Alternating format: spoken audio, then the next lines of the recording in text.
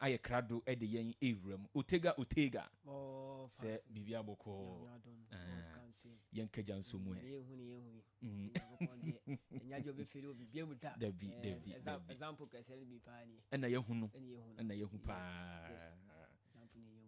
enti yefa agudie mu nsem ento a ewia prem to bre kase ne so emfa emamo yenkopio mokuma se Asante Kotoko na ne breaking news efi Kotoko akachi about mo player yefe no Jimono Kote ono right back abeto dwa se abrante na da no yawada na mo training kakra akosi akan na yawada no training abrante ni entime wi aman hotumi ekokan ye na doctor for eko feature abrante ni dompem ni na akwa so no na eyade abrante be messe action season when na the rest of the season obetumi amexe out from Kotoko squad obetumi AC akan in the second round of the Ghana Premier League way sad news from Kumase Asante Kotoko camp na urema ade Kotoko any Vision FC Ghana Premier League week 17 nyame adomeda kwesiada Kumase game na no be hye pa na ade Kumase Asante Kotoko for etumi the gate fee aba abonten the amount more supporters na almost popular star no oba okura 20 Ghana cedi abetumi ahwe Samsung ana center line 30 Ghana cedi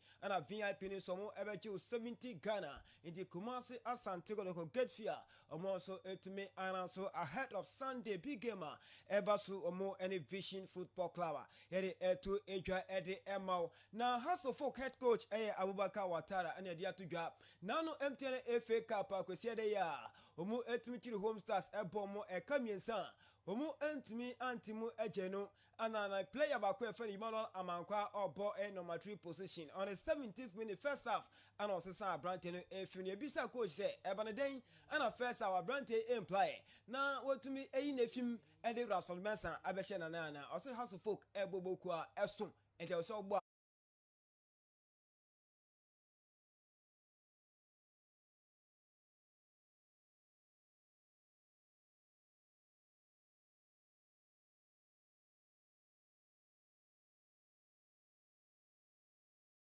odi obuo edemanden abrante there ya Abubakar Watara any fi game yenkoti Watara. We are two and you are play for us of folk. You play more than 70 minutes. You don't have your shin guard. That's the fault of the referee because he must control before we start. He didn't do. And you are player. You don't have it. I can go back to the rest. You can do it at I don't want at Tibobo 11, but not in us of folk. I think I can never tolerate because unbelievable, I can never accept. Yes, that's why I put him out to let me know here is not Atibobo or Jura, I don't know, Konongo 12 for 11. No. It's as a folk. We must respect the club. Okay. We any some Abubakar Watara Eddie Etuja. Yes, we all know Nim said Manama Kwasa at Tibobo 11 or Bobo as a professional player on session guard. In the man, the Genie films on call next of Bubu House of Force, Bubu Kwa, Esopa. Na ne Urema Ghana Football Association, players status committee, Aba Abontin say players and Munimu teams are Hodro, Enya Groji, Neoko second division, third division, division 1, Sakes is Neguapa, play be or why idea management not turn a son a card. And Yadio Mulizi Edimomo in the Ghana Football Association, players status committee, About Bonte Mokasi now more floating at the Momuna and Mumbra. Na in the Mumbai Moka, now my free players and as a free agent. Now my Bobo for flow to me, Aqua Cosia can to share light TV. Oba now Dinkanwa.